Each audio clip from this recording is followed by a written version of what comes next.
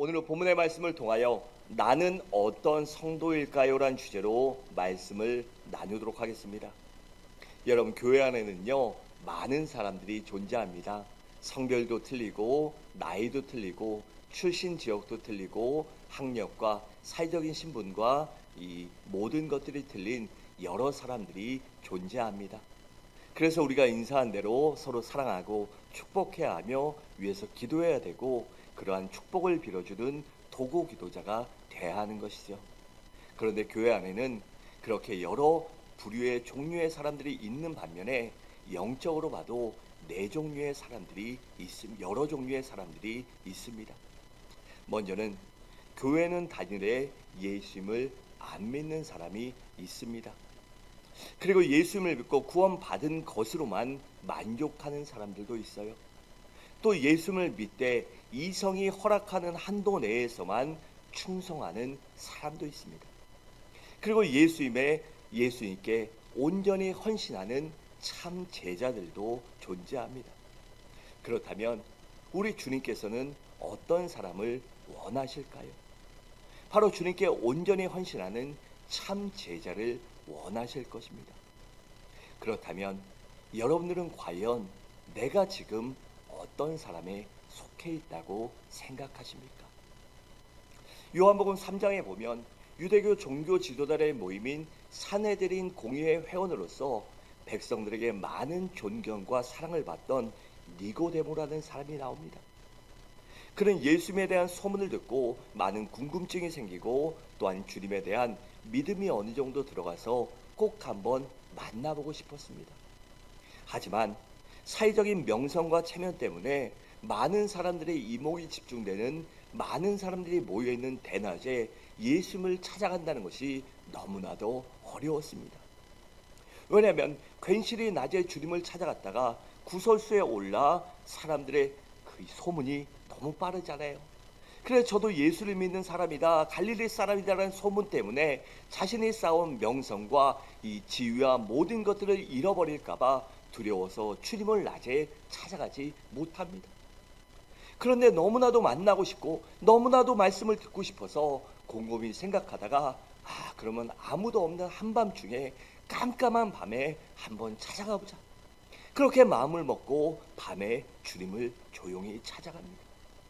그리고 주님을 만나 주님과 대화하다가 그는 예수가 바로 메시아라는 구약에 기록된 우리의 구세주 만왕의 왕이요 만주가 주가 되시는 예수 그리스도 메시아라는 사실을 깨닫고 주님을 믿게 됩니다. 그래서 그는 모든 종교적인 갈등에서 벗어나 자유함을 얻게 되지요. 하지만 그렇다고 해서 니고데모는 예수님 때문에 사회적인 신분이나 지위나 자신이 쌓은 명성을 잃고 싶지는 않았습니다. 그래서 예수님을 믿었지만 자기 자신만 믿고 가족에게도 얘기하지 않았습니다. 그러니까 그는 예수님을 믿는 그것 하나로 그때는 만족했던 것입니다. 그러나 요한복음 7장에 보면 예수님의 인기가 하늘을 찌르듯 하다 유대교 지도자들이 예수님을 안 되겠다, 이대로 놔두면 안 되겠다고 생각하고 거짓 선지자나 이단의 교주로 몰아서 죽이려고 그렇게 계획을 세웁니다. 그래서 산헤드린 공회를 소집하고 그 최고 권위를 갖고 있는 공회에서 이단이나 사이비 교주로 몰아서 예수를 죽이기로 결의하고 그 공회를 소집합니다. 산헤드린 회원이었던 니고데모도 당연히 참석했죠. 그런데 돌아가는 상황을 보니까 저들의 모습이 너무나도 가증스럽고 위선적이며 예수를 죽이기 위해서 그런 목적을 갖고 어떠한 명분을 찾기 위해서 대명분을 구하기 위해서 모였다는 것을 알게 됩니다. 그래서 말도 안 되는 것들로 예수의 꼬투리를 잡고 예수님에게 거짓 증인을 세우고 거짓 증거를 하고 그렇게 예수를 사이비 교주나 이단으로 몰아가라고 하자 니고데모가 거기에서 도저히 참을 수 없었습니다. 그래서 니고데모가 나서서 아니 우리 율법에 사람을 판결하려면 그 전에 그 사람의 얘기를 들어봐야 하지 않습니까? 그렇고 증인들도 있어야 하는데 왜 그러한 절차와 가정을 다 무시한 채 율법도 무시한 채 예수를 맹목적으로 죽이려고 합니까? 이 회의는 처음부터 잘못된 것입니다. 이렇게 하면 안 됩니다라고 그렇게 예수를 대변합니다. 그러나 여기저기서 예수를 죽이려고 했던 사람들이 당신도 갈릴리 사람입니까? 즉 너도 예수 믿는 사람이냐? 너도 예수의 추종자냐라고 그를 위협하기 시작합니다. 그래서 하마터면 니고데모는 그 순간 쌓아올린 모든 것들을, 인생의 모든 것들을 한순간 잃어버릴 위기에 처하게 됐던 것입니다. 그러니까 니고데모는 요한복음 7장에 오면 그의 믿음이 그만큼 성장했다는 것입니다. 그러나 요한복음 19장에 보면 예수님께서 십자가에 죽으시자 예수님을 따르던 제자들까지도 두려움 때문에, 자신들도 잘못될까봐 그 걱정 때문에 자신의 안위를 위해서 예수님을 모조리 떠나버립니다. 그리고 죽은 예수를 더 이상 따를 사람이 아무도 존재하지 않았습니다. 어머니 마리아와 이 마리아 외에는, 그리고 몇 명의 여인 외에는요, 그 주님 곁을 아무도 지키지 않았습니다. 그런데 이 일이 웬일입니까? 아리마대 요셉과 니고데모가 예수님의 몸에 바를 향유를 가지고 그 유대교 지도자를 찾아가 담대하게 예수님의 신을 달라고 요구합니다. 그러니까 니고데모는 그동안 쌓아온 명성과 명예와 부와 모든 것들을 잃어버릴 각오를 하고, 사회적인 기득권을 다 포기할 각오를 하고 그들을 찾아간 것입니다. 예수의 장례도 제대로 지켜주자 예수님의 시신을 온전히 수습하자는 마음으로, 그 믿음으로, 예수를 위해 헌신하고자 하는 마음으로 그렇게 찾아갔던 것입니다. 그러니까 요한복음 5장에서 예수를 처음 만났던 니고데모가 19장에 와서는 예수님의 참 제자의 반열에 오를 정도로 그 믿음과 신앙이 성숙했던 것입니다. 여러분, 그렇다면 앞서 말씀드린 네 종류의 교인들의 특징이 무엇일까요? 첫째는 교회는 다니되 예수님을 안 믿는 사람입니다. 여러분, 이런 사람들을 보면 나름대로 다 그럴 만한 이유가 있습니다. 먼저는 복음의 진리를 아직 모르기 때문에 믿지 못하는 사람도 있습니다. 또 어떤 사람들은 가족 때문에, 친구 때문에, 사업상 어떤 이유 때문에 억지로 끌려 나와서 그냥 다니기 때문에 안 믿는 사람도 있어요. 그리고 어떤 사람은 예수 믿으면 모든 것을 잃어버리고 손해본다고 세상의 재미와 모든 것을 포기하고 손해보고 재미없고 무덤덤하게 산다고 예수를 안 믿는 사람들도 있습니다. 또 어떤 사람들은 아직은 예수 믿을 때가 아니라고 생각하고 믿지 않기도 합니다. 다시 말해, 아직 세상을 더 즐기고 세상의 쾌락과 즐거움을 포기하고 싶지 않기 때문인 것입니다. 아니면 어떤 사람들은 내가 조금 더 성공하고 출세하고 돈도 더 많이 벌어서 하나님 앞에 헌금도 많이 하고 교회에 필요한 것도 하고 그때 가서 예수 믿고 제대로 신앙생활하자, 그런 사람들도 있습니다. 하지만 그런 사람들은 하나님과 교회에 대해 적선의 대상으로 생각하고 있는 아주 안타까운 사람입니다. 그러니까 그런 사람들은 하나님과 교회에 대해서 단단히 오해하고 있는 것입니다. 여러분, 우리가 믿는 하나님은 살아계신 하나님이시고 전지전능한 하나님이시고 인간의 생사복과 우주 만물을 주장하시는 만군의 여호와 하나님이십니다. 결코 우리의 도움을 받아야 사는 그러한 존재가 아닙니다. 그래서 우리는 언제나 하나님을 대할 때 진정 하나님이 우리의 주인이심을, 온 우주 만물과 인간의 생사복을 주장하시는 만군의 여호와심을 온전히 인정할 줄 알아야 합니다. 여러분, 우리 인생이란 어떻지요? 한 치 앞도 모르는 것이 우리 인생입니다. 여러분, 제가 계속 건강할 줄 알았어요. 계속 청년이고 아무 문제가 없을 줄 알았어요. 건강에 자신 있었거든요. 뭐 특별히 막 운동하는 것도 아닌데 건강 체질이고요. 몸에 속에 열이 많은 사람들이 잔병 치레 안 하잖아요. 왜냐면 열이 많으면 병균이 들어와서 다 죽으니까요. 끓어 죽거든요. 그 몸에 속에 열이 많은 사람들은요, 이 잔병 치레를 안 해요. 그래서 건강할 줄 알았어요.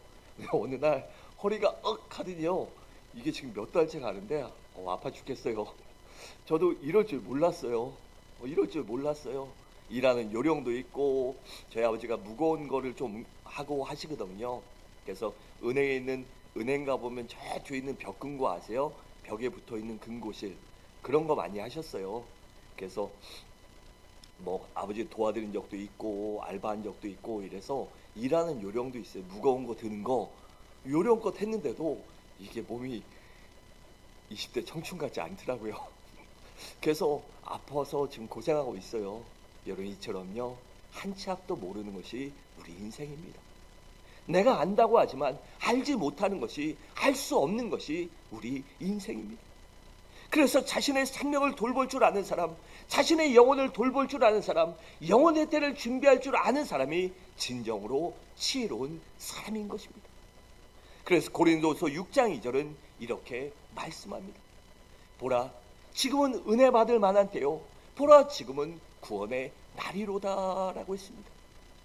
여러분, 우리가 예수 그리스도를 믿는 순간, 그 순간 죄사함을 받고 영생을 얻기에 언제라도 죽으면 즉시 하늘에 가서 천국에 가서 하나님과 영원히 함께 살게 됩니다. 그렇기 때문에 우리가 지금 이 순간 예수 믿는 것이 가장 중요한 것입니다. 둘째로 예수를 믿되 구원받을 것으로 만족하는 사람입니다. 그러니까 예수를 믿고 구원받은 것, 천국에 가는 것, 그것 하나만으로 만족하는 사람들이 있다는 것입니다. 그러니까 바꾸어 말하면 예수 믿어 구원받았으니 죽어도 천국에 갈 수 있다.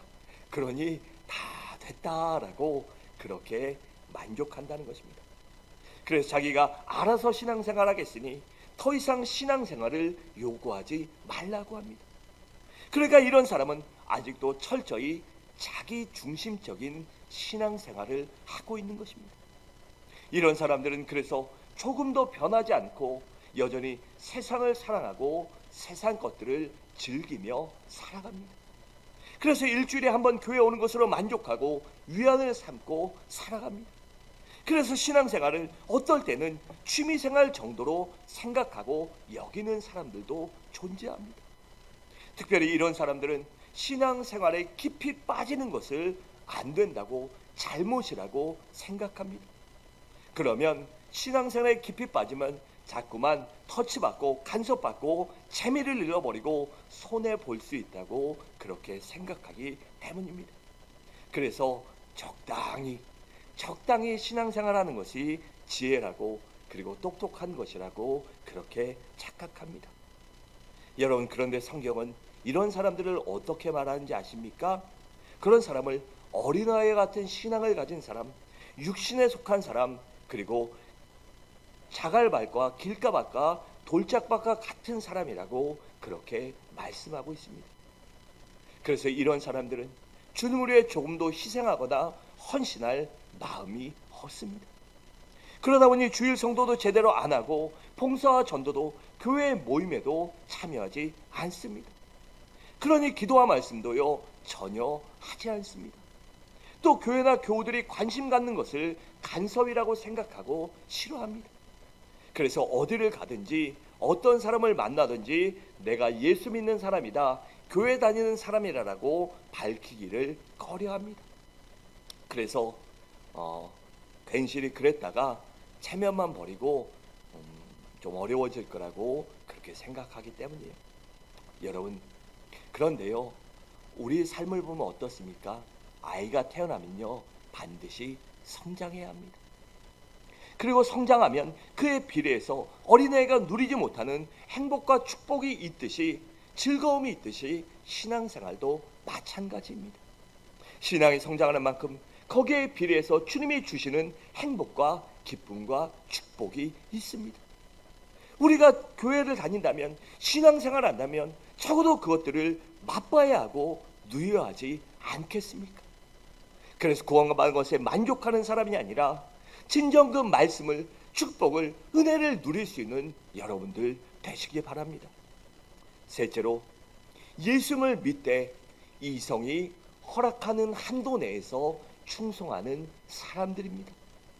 이런 사람들은 예수를 믿되 아직 주님을 만난 경험이 없기 때문입니다. 이런 사람들은요, 그래도 신앙이 제법 성장했기 때문에 하나님의 것 정도는요, 어느 정도 구별할 줄 압니다. 그래서 주일 성수도 하고 교회 중심으로 신앙생활도 어느 정도 할 줄 알고 교회 행사에도 참여하고 각종 모임에 참여하고 봉사도 할 줄 압니다. 그래서 어떻게 보면 조금 극단적으로 표현하면 예수님의 열렬한 팬이라고 그렇게 표현할 수 있습니다. 하지만 그들은 여전히 삶의 우선순위가 상황에 따라서 환경에 따라서 변합니다. 어떤 때는 신앙 중심적으로 살기도 하지만 어떤 때는 철저히 자기 중심적으로 살기도 합니다. 그러다 보니 자신의 생각한 한도 내에서만, 자기가 판단한 한도 내에서만 신앙생활하고 봉사하고 열심을 내고 주님을 위해서 자신을 부인하거나 십자가를 질 마음을 갖지 않는 것입니다. 그러니까 주님을 위해 희생하거나 헌신하거나 손해볼 마음까지는 아직 갖지 않았다는 것입니다. 오직 자기 이성이, 자기 생각이, 자기 마음이 허락하는 한도 내에서만 그렇게 신앙생활을 하겠다는 것입니다.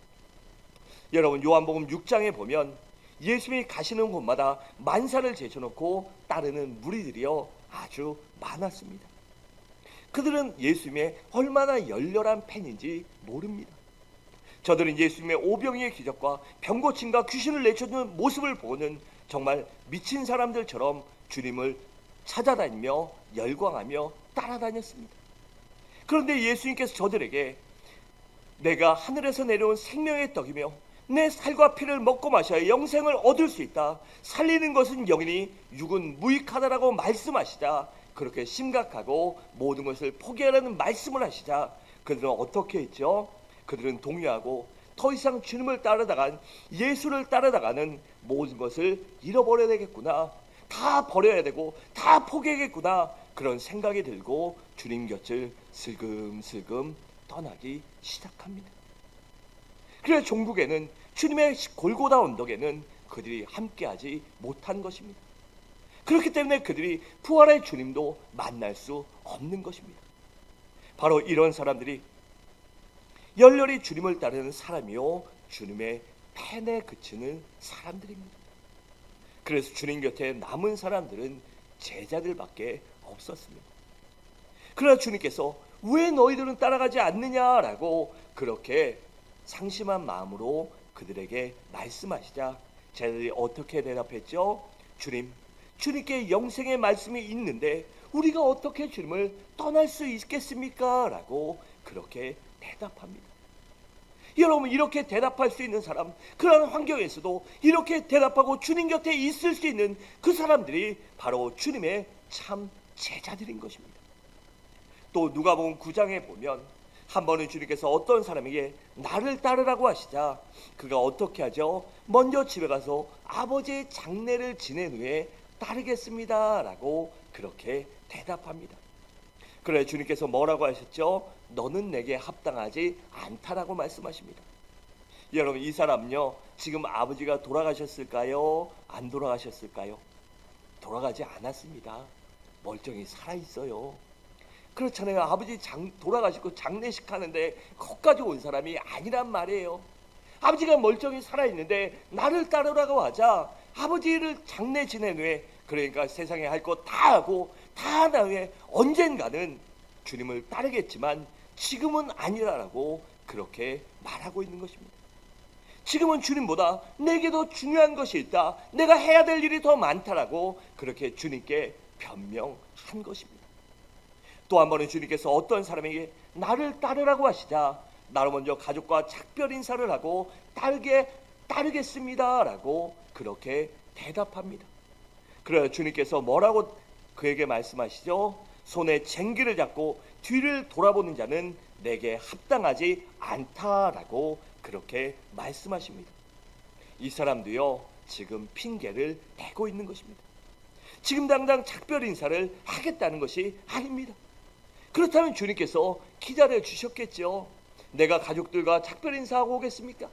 그것이 지금이라면 주님이 그래 기다리겠다 하셨겠지만 그는 지금 주님께 그렇게 말씀드린 것이 아니라 내가 할 거 다 하고 나중에 다 일어난 후에 그때 하겠습니다 라고 그렇게 핑계댔던 것입니다.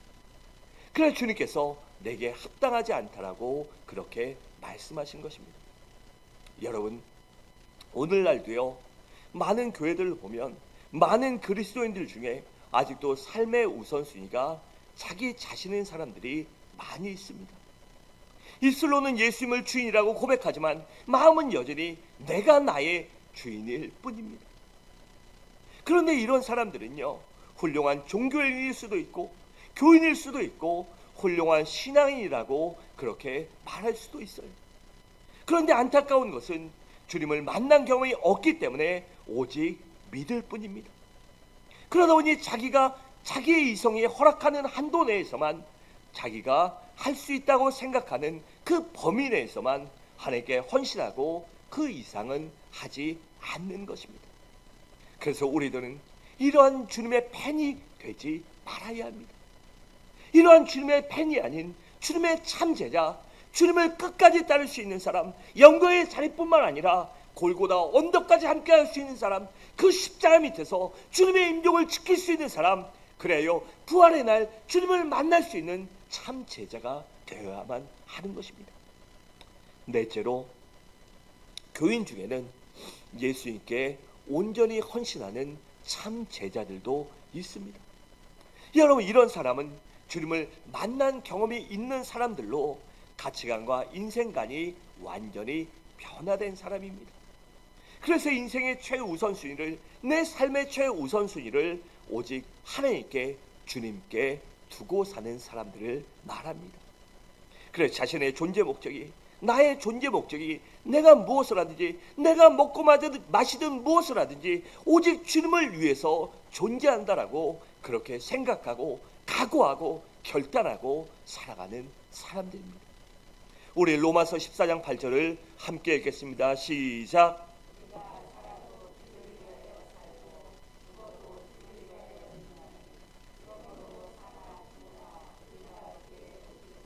아멘. 여러분, 여러분들은 지금 이러한 고백에 합당한 믿음을 갖고 있습니까? 진정 살아도 주를 위해 살고 죽어도 주를 위하여 죽을 수 있는 그런 믿음을 소유하시기 바랍니다. 또 갈라디아서 2장 20절을 함께 읽겠습니다. 시작.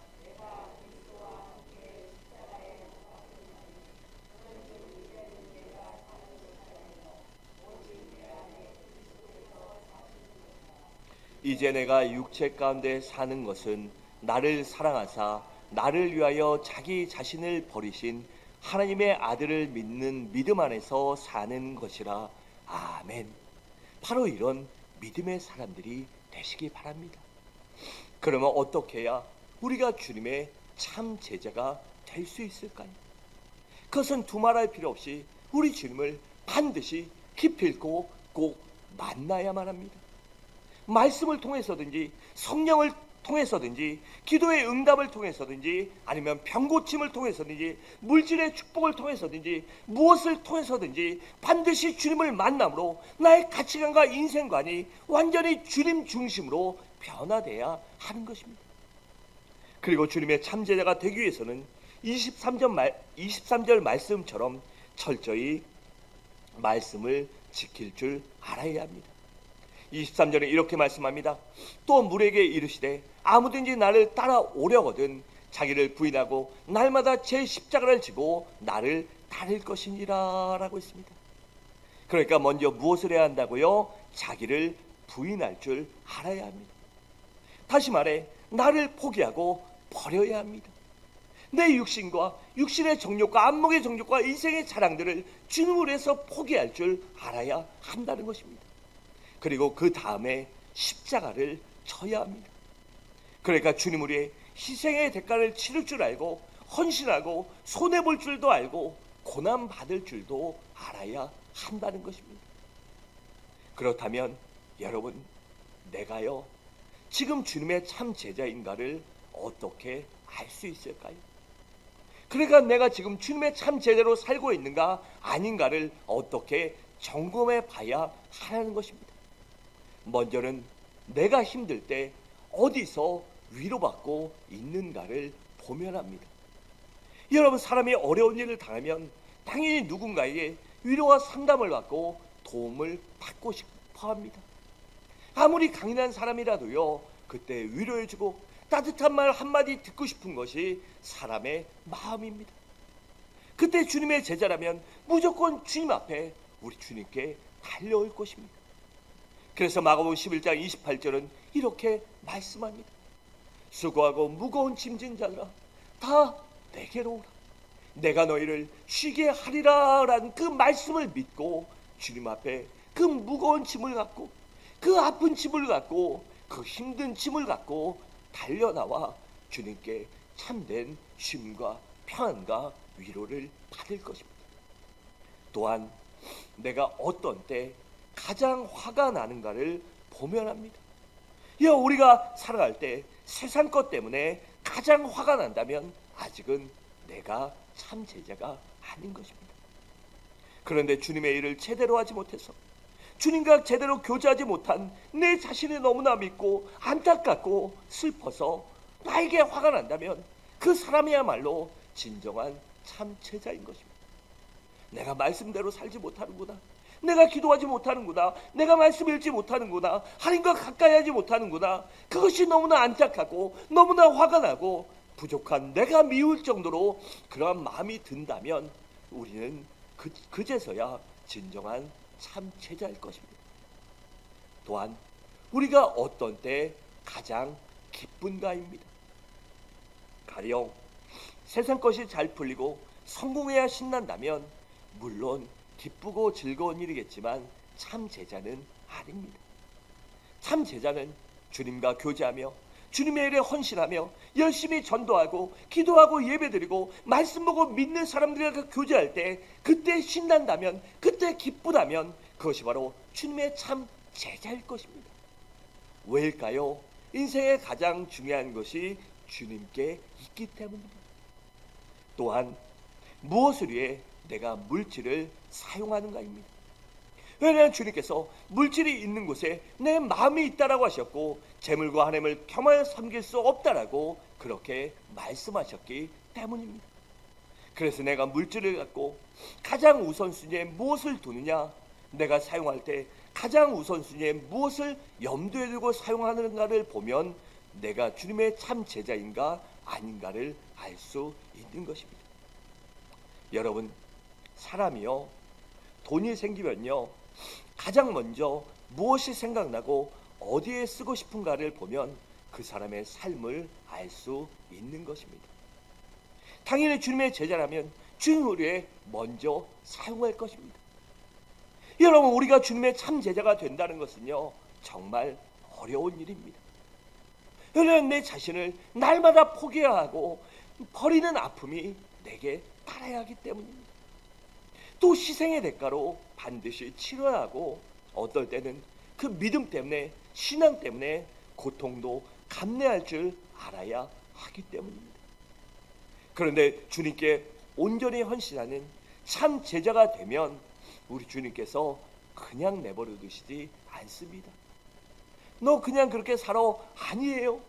우리 주님은 시간이 지날수록 우리가 주님을 위해서 주님을 위해 참 제자가 되어 주님과 함께 골고다까지 간다면, 그 십자가까지 함께 질 수 있다면 우리 삶 가운데 진정한 기쁨이 넘치고 평안이 넘치며 인생의 가치관과 보람을 느끼게 되고 진정 후회 없는 가치 있는 인생을 살아가게 만들어 주십니다. 그리고 그뿐만이 아니라 우리 가운데 더 많은 것을 얻을 수 있는, 누릴 수 있는 축복도 반드시 허락하여 주실 것입니다. 그래 주님께서는 24절에서 이렇게 말씀하셨습니다. 누구든지 제 목숨을 구원하고자 하면 잃을 것이요, 누구든지 나를 위하여 제 목숨을 잃으면 구원하리라 라고 했습니다. 이것은 단지 목숨뿐이 아니라 우리의 삶 전체를 의미하는 것입니다. 그 우리가 주님을 위하여 살아가면 더 많은 것을 얻고 구원함을 받고 영생의 구원, 삶의 구원, 가정의 구원, 생활의 구원, 자녀의 구원도 받게 되고, 하지만 우리가 나를 위하여 세상의 것에 만족하고 그것만을 살아간다면 그 모든 것도 잃어버리게 될 것입니다. 사랑하는 성도 여러분, 말씀을 마치겠습니다. 만약 우리 중에 아직도 예수를 믿지 않는 분들이 계시다면 이 시간 예수를 믿고 거듭나시기 바랍니다. 그리고 만약에 여러분들 중에 거듭난 것으로 만족한 사람들이 있다면 열심히 있는 단계까지 반드시 올라가시기 바랍니다.